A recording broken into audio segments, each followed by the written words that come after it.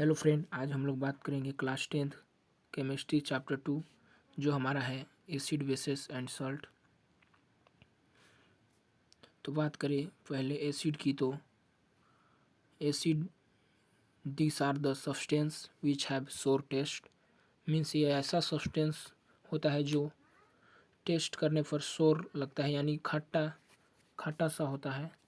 और दूसरा पॉइंट है हमारा, they turn blue litmus solution to red litmus.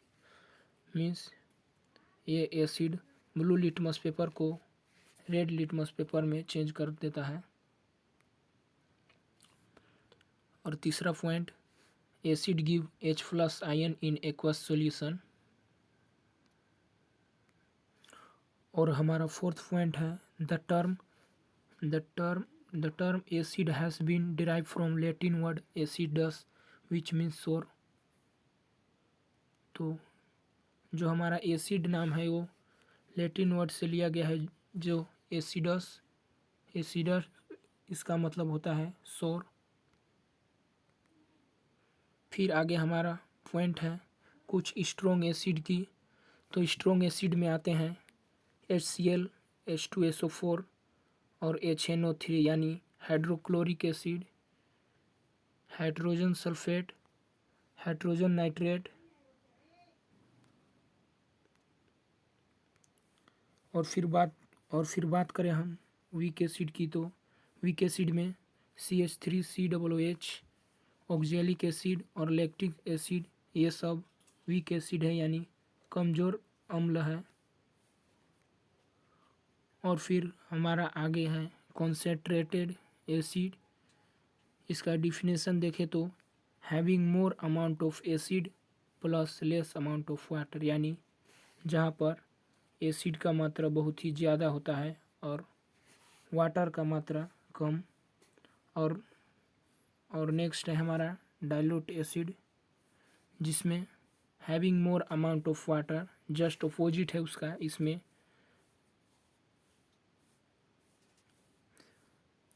इसमें बहुत ही ज़्यादा मात्रा में वाटर होता है और लेस अमाउंट ऑफ एसिड, इसी को हम लोग डाइल्यूट एसिड बोलते हैं। फिर हमारा एसिड के बाद आता है बेसेस। तो हम लोग बेसेस को भी बहुत ही अच्छी तरह से कवर करेंगे। बेसेस का पहला पॉइंट है, this are the substance which are bitter in taste and soapy in touch. जो हमारा बेस है वो बिटर इन टेस्ट और सोफी इन टच होता है। बेसेस टेस्ट में तीखा और सोपी इन टच होता है। और बात करें सेकेंड पॉइंट की, तो they turn red litmus solution to blue litmus, यानी बेसेस रेड लिटमस पेपर को ब्लू लिटमस पेपर में कन्वर्ट कर देता है। अगर हम रेड लिटमस पेपर को अगर बेसिस में डालें तो वो अपना कलर चेंज कर देगा, तो हमारा कलर हो जाएगा ब्लू। मीन्स जो हमारा रेड लिटमस है वो ब्लू में हो जाएगा। और तीसरा पॉइंट है, they give us OH negative ion in aqueous solution. ये OH यानी हाइड्रोक्साइड माइनस देता है इन एक्वस सॉल्यूशन में। बात करें कुछ स्ट्रॉन्ग बेसेस की, तो हमारा स्ट्रॉन्ग बेसेस में आता है NaOH यानी सोडियम हाइड्रोक्साइड, और KOH यानी पोटेशियम हाइड्रोक्साइड, एंड CaOH यानी कैल्शियम हाइड्रोक्साइड। और फिर बाद में हमारा वीक बेसेस, इसमें आता है NH4OH और अल्कैली। और इसमें अल्कैली जो होता है, this are bases which are soluble in water. ऐसा बेस जो वाटर में घुल मिल जाए उसी को हम लोग एल्कैली बोलते हैं। एल्कैली में आ जाता है सोडियम हाइड्रोक्साइड या फिर पोटेशियम हाइड्रोक्साइड और कैल्शियम हाइड्रोक्साइड। फिर हमारा नेक्स्ट टॉपिक बेस के बाद आता है salts. This are the compound from reaction of acid and base means ये ऐसा कंपाउंड है जहाँ पे एसिड और बेस रिएक्ट होकर जो प्रोडक्ट बनाते हैं उसी को हम लोग सल्ट कहते हैं। मतलब जहाँ पर भी एसिड और बेस का रिएक्शन होगा वहाँ पर सल्ट का फॉर्मेशन होगा, इसी को हम लोग सॉल्ट्स बोलते हैं। बात करें सॉल्ट्स की एग्जांपल की तो सॉल्ट्स में आ जाता है NaCl यानी सोडियम क्लोराइड जो हम लोग घर पे यूज करते हैं, और सेकेंड आ जाता है KCl जिसका होता है पोटेशियम क्लोराइड। और फिर हमारा सॉल्ट्स के बाद आता है नया टॉपिक जो indicator. This are the substance which change their colour smell in different type of substance. Indicator एक ऐसा सब्सटेंस होता है जो कलर स्मेल को चेंज कर देता है। मतलब इंडिकेटर ही ऐसा चीज़ है जिसके मदद से हम लोग एसिड और बेस को जान सकते हैं, यानी मालूम कर सकते हैं कि कौन एसिड है और कौन बेस है। तो नेक्स्ट हमारा टाइप्स ऑफ इंडिकेटर। तो फर्स्ट नेचुरल इंडिकेटर।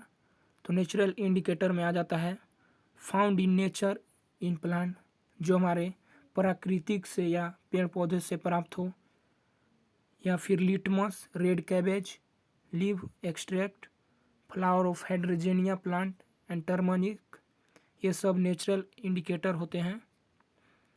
और सेकेंड हमारा आता है सिंथेटिक इंडिकेटर।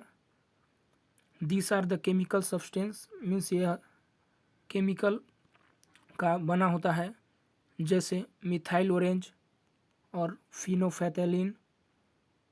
और सिंथेटिक इंडिकेटर के बाद आता है हमारा ओल्फैक्टरी इंडिकेटर, जो this substance have different order in acid and bases means ऐसा सब्सटेंस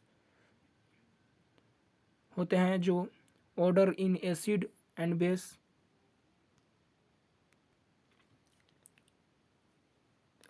फिर बात करें हम लोग इस तीनों टाइप को हम लोग एसिड और बेस में डालकर इसका क्या सॉल्यूशन आता है हम लोग अभी डिस्कस करेंगे। तो फर्स्ट है हमारा सीरियल नंबर, और सेकेंड हम लोग इंडिकेटर लेंगे, और फिर इसे हम लोग एसिडिक सॉल्यूशन में डालेंगे, और फिर इसको बेस में डालेंगे तो क्या चेंज आता है हम लोग यही अभी हम लोग देखेंगे। तो बात करें फर्स्ट टाइप की जो हमारा है नेचुरल इंडिकेटर। नेचुरल इंडिकेटर में आता है लिटमस। जब हम लोग अगर लिटमस को एसिडिक सॉल्यूशन में डालें तो उसका कलर रेड हो जाता है, और उसी लिटमस पेपर को अगर हम लोग बेसिक सॉल्यूशन में डालें तो वो अपना कलर चेंज कर ब्लू हो जाता है।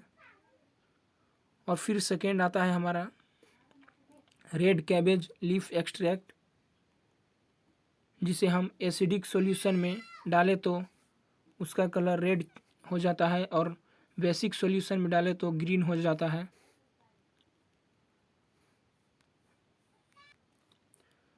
फिर थर्ड हमारा आता है फ्लावर ऑफ हाइड्रोजेनिया प्लांट, जिसे हम अगर एसिडिक सॉल्यूशन में डालें तो उसका कलर ब्लू में चेंज हो जाता है, और उसी हाइड्रोजेनिया प्लांट को अगर हम लोग बेसिक सॉल्यूशन में डालें तो उसका कलर पिंक में चेंज हो जाता है। और फिर बात करें चौथा इंडिकेटर का तो हमारा है टर्मेरिक। टर्मेरिक जिसे हम अगर एसिडिक सॉल्यूशन में डालें तो कोई भी चेंज नहीं होता, लेकिन अगर हम लोग बेस में डालें तो उसका चेंज रेड में हो जाता है। ये सब तो हमारा हो गया, ये नेचुरल इंडिकेटर की बात हो गई। अब सेकेंड आता है हमारा सिंथेटिक इंडिकेटर, जो केमिकल से बना हुआ रहता है।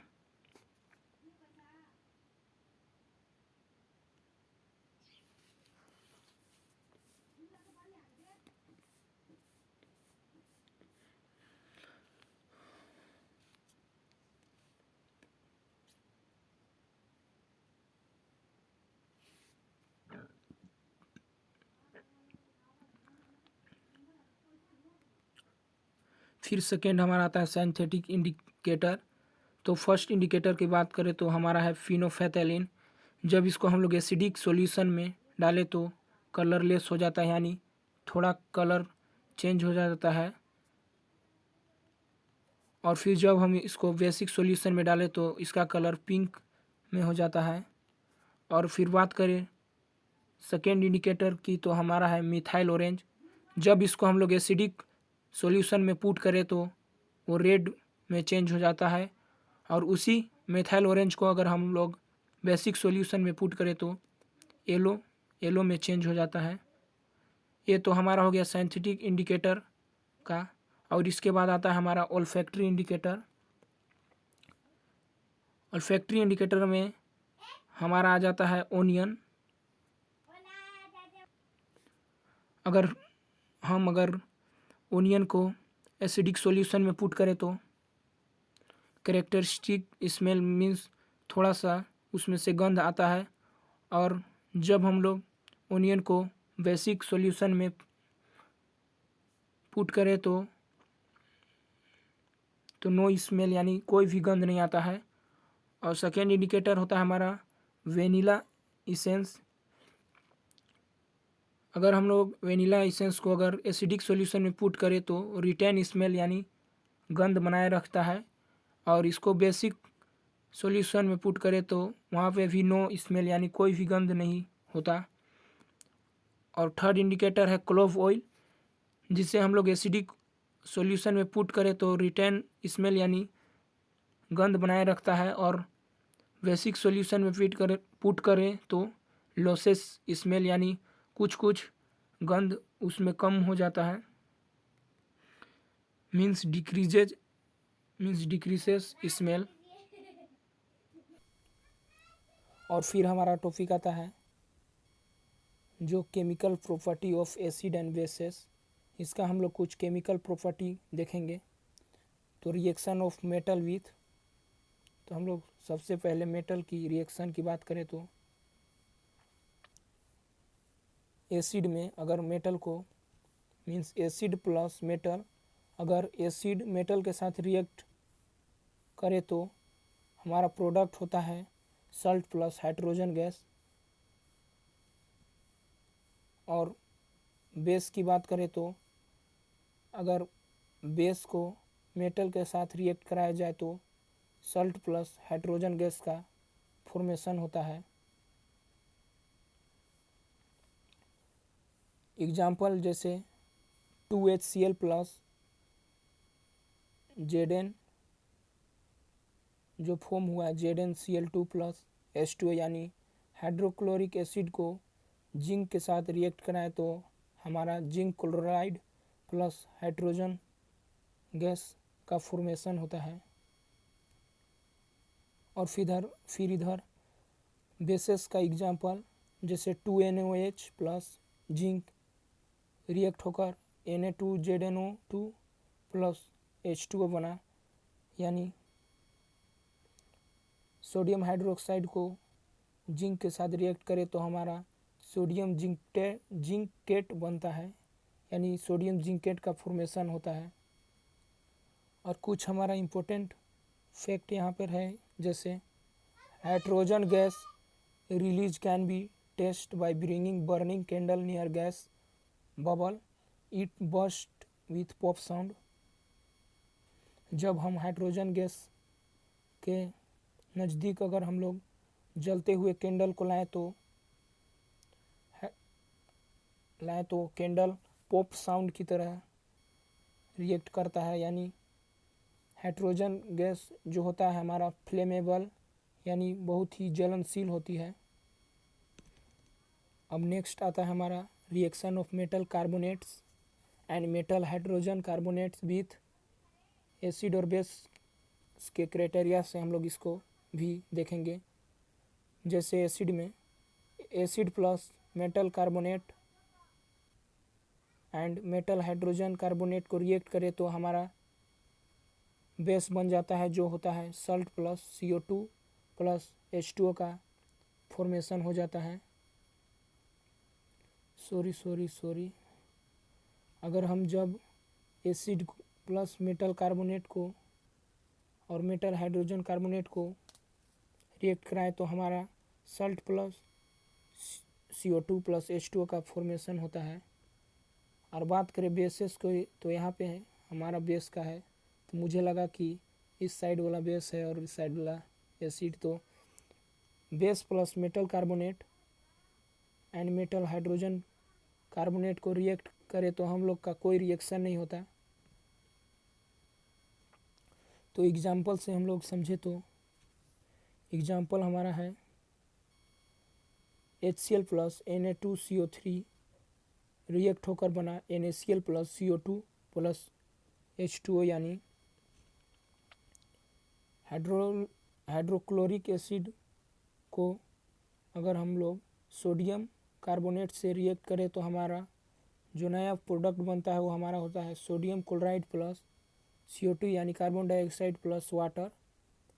और फिर हमारा दूसरा है HCl यानी हाइड्रोक्लोरिक एसिड को सोडियम हाइड्रोजन कार्बोनेट से रिएक्ट करें तो हमारा जो नया प्रोडक्ट बनता है वो हमारा होता है NaCl यानी सोडियम क्लोराइड प्लस CO2 यानी कार्बन डाइऑक्साइड प्लस वाटर का फॉर्म होता है। कुछ इम्पोर्टेंट बातें जो यहाँ पे है, CO2 can be tested by passing it through lime water. CO2 को टेस्ट करने के लिए हम लोग को सबसे पहले उसके लिए हम लोग को लाइम वाटर से रिएक्ट करके हम लोग को उस सॉल्यूशन को करना पड़ेगा। तो हमारा एग्जांपल है CaOH2 यानी calcium hydroxide plus carbon dioxide react होकर बना हम लोग का CaCO3 यानी कैल्शियम कार्बोनेट प्लस H2O यानी water. Lime water turns milky, means जो लाइम वाटर होता है वो मिल्की यानी मिल्क में चेंज हो जाता है यानी मिल्की टाइप से दिखने लगता है। तो यहाँ पर तो हम लोग CO2 को लाइम वाटर से टेस्ट किए, तो फिर हम लोग when axis CO2 is pass, जब CO2 को हम लोग पास करेंगे तो ये एग्जाम्पल है मेरा, मीन्स हमारा CaCO3 plus CO2 plus H2O यानी कैल्शियम कार्बोनेट को कार्बन डाइऑक्साइड और वाटर से रिएक्ट कराएं तो हमारा बन जाता है कैल्शियम हाइड्रोजन कार्बोनेट यानी मिल्कीनेस डिसअपियर। यहाँ पे मिल्की टाइप का नहीं दिखता है यानी ये डिसअपियर हो जाता है। और फिर हमारा टॉपिक आता है reaction of acid and bases with each other, यानी एसिड और बेस को हम लोग एक साथ रिएक्ट करके क्या फॉर्म होता है हम लोग ये अभी देखने वाले हैं। तो अगर एसिड को अगर बेस से रिएक्ट करें तो हमारा सल्ट प्लस हाइड्रोजन H2O का फॉर्मेशन होता है। इसी में आता है हमारा neutralisation reaction. Reaction of acid with base is called as neutralisation reaction, means ऐसा रिएक्शन जहाँ पे एसिड और बेस रिएक्ट होकर जो फॉर्म हुए उसी को हम लोग न्यूट्रलाइजेशन रिएक्शन कहते हैं। एग्जाम्पल जैसे HCl जो एसिड है प्लस यानी रिएक्ट हुआ सोडियम हाइड्रोक्साइड जो बेस है, तो फॉर्म हुआ हमारा NaCl प्लस वाटर यानी सोडियम क्लोराइड प्लस वाटर का फॉर्म हुआ।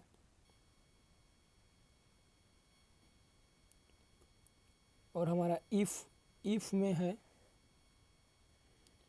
इफ में अगर हम लोग स्ट्रॉन्ग एसिड को वीक बेस के साथ रिएक्ट करें तो हमारा जो प्रोडक्ट होगा वो होगा एसिडिक सल्ट प्लस वाटर। और सेकेंड, जब हम लोग वीक एसिड को स्ट्रॉन्ग बेस के साथ रिएक्ट करें तो हमारा प्रोडक्ट बनेगा बेसिक सल्ट प्लस वाटर। और फिर नेक्स्ट है हमारा, जब हम लोग स्ट्रॉन्ग एसिड को स्ट्रॉन्ग बेस के साथ रिएक्ट करें तो हमारा हो जाता है neutral Salt plus H2O neutral का मतलब होता है वाटर, यानी पानी टाइप से हो जाएगा। और जब हम वीक एसिड को वीक बेस के साथ रिएक्ट करें तो हमारा न्यूट्रल सॉल्ट प्लस H2O का फॉर्मेशन होता है। अब उसके बाद हमारा आता है reaction of metallic oxide with acid. अब हम लोग कुछ मेटल की ऑक्साइड से को एसिड के साथ रिएक्ट करके देखेंगे। Metallic oxide are basic in nature, यानी जो हमारा मेटालिक ऑक्साइड होता है वो बेसिक इन नेचर होता है।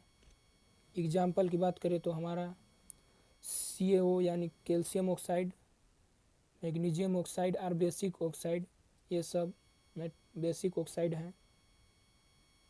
अगर जब हम मेटालिक ऑक्साइड को एसिड से रिएक्ट कराएं तो हमारा जो प्रोडक्ट होता है वो सॉल्ट प्लस वाटर का फॉर्मेशन होता है, यानी फॉर्म होता है। इसे हम लोग सिंबॉलिक एग्जाम्पल से यानी समझे तो CaO यानी कैल्शियम ऑक्साइड को अगर हाइड्रोक्लोरिक एसिड से रिएक्ट करे तो हमारा प्रोडक्ट बनता है CaCl2 यानी कैल्शियम क्लोराइड प्लस वाटर। और नेक्स्ट हमारा आता है reaction of non metallic oxide with bases. तो हम लोग कुछ नॉन मेटालिक ऑक्साइड को बेस के साथ रिएक्ट करके देखेंगे। Non metallic oxide are acidic in nature. जो हमारा नॉन मेटालिक ऑक्साइड होता है वो एसिडिक इन नेचर होता है। जब हम लोग नॉन मेटालिक ऑक्साइड को बेस के साथ रिएक्ट करें तो हम लोग का जो प्रोडक्ट होता है वो सॉल्ट प्लस वाटर का फॉर्म होता है। इसे सिंबॉलिक रिप्रेजेंटेशन से समझे तो जैसे CO2 मीन्स कार्बन डाइऑक्साइड को अगर हम कैल्शियम हाइड्रोक्साइड के साथ रिएक्ट कराएं तो हमारा जो प्रोडक्ट होता है वो कैल्शियम कार्बोनेट और वाटर का फॉर्मेशन होता है।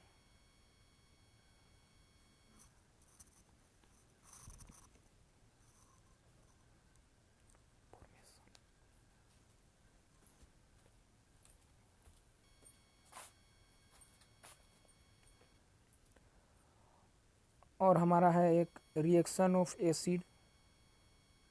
तो जब हम एसिड को यहाँ पे देख रहे हैं ये सब है, जब हम एसिड को मेटल कार्बोनेट के साथ रिएक्ट करें तो हमारा प्रोडक्ट बनता है सॉल्ट प्लस कार्बन डाइऑक्साइड और वाटर। और फिर हम एसिड को मेटल के साथ रिएक्ट कराएं तो प्रोडक्ट बनता है सॉल्ट प्लस हाइड्रोजन गैस। फिर अगर हम एसिड को मेटल हाइड्रोजन कार्बोनेट के साथ रिएक्ट करें तो हमारा प्रोडक्ट होता है salt plus carbon dioxide plus H2O means water. और नेक्स्ट जब हम एसिड को मेटालिक ऑक्साइड के साथ रिएक्ट करें तो हमारा प्रोडक्ट बनता है सॉल्ट प्लस वाटर। और फिर जब हम एसिड को बेस के साथ रिएक्ट करें तो हमारा होता है जो हमारा प्रोडक्ट रिएक्ट होने के बाद बनता है वह है सॉल्ट प्लस वाटर। और नेक्स्ट हमारा है रिएक्शन ऑफ बेस। जब हम बेस को मेटल के साथ रिएक्ट कराएं तो हमारा प्रोडक्ट बनता है सॉल्ट प्लस हाइड्रोजन गैस।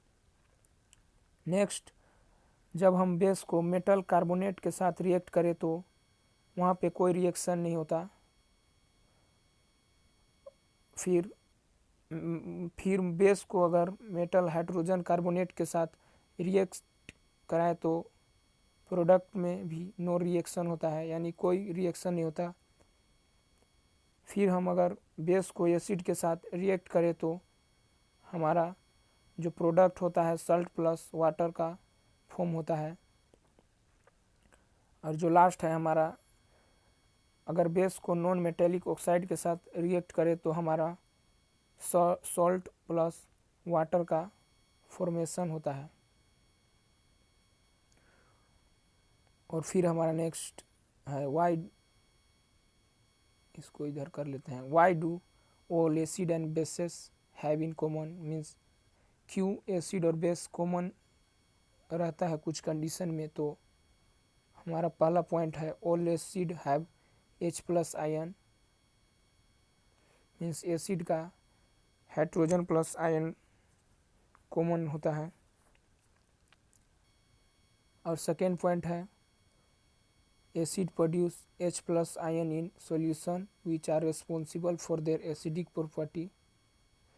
जो एसिड है H प्लस आयन फॉर्म करता है इससे हमें यह पता लगता है कि वो एसिडिक प्रॉपर्टी का है। वो किसी भी सॉल्यूशन में अगर हम एसिड को मिलाए तो वो H प्लस आयन का फॉर्म करता है।